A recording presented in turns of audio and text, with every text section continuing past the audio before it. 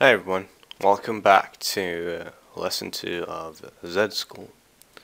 Before we begin this lesson, I'd like to just clarify something about this series.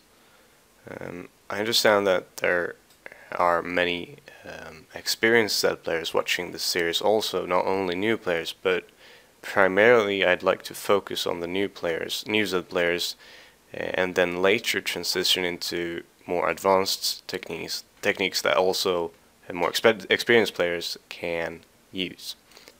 But let's focus on this lesson for now.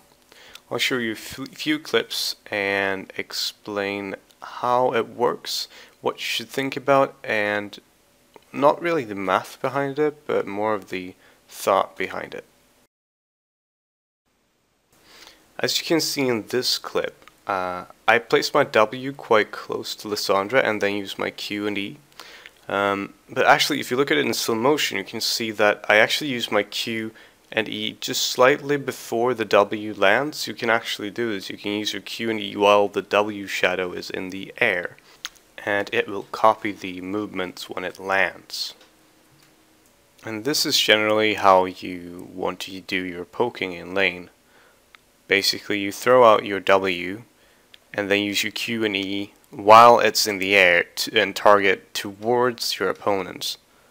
And if you're positioned correctly, you can hit both of your shurikens for the max damage as well as your E. Something to consider whilst poking and being in lane is that the first Q that hits the target deals 100% of its damage. It deals the full damage. The second Q and the third Q deals 50% of the damage. Another thing to think about is that after you do your combo, it's very easy to back off and jump to your shadow, as I do here, for an extra auto attack or two.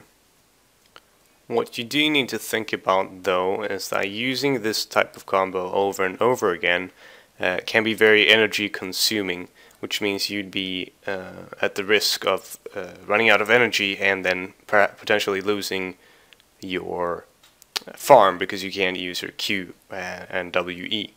Also, it's very dangerous because you're very susceptible to ganks if you use this combo because your only escape is basically used.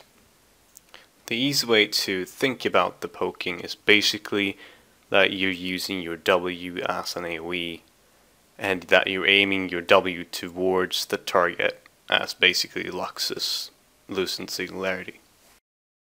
In either case, thank you guys for watching. I'll be back next week with another lesson.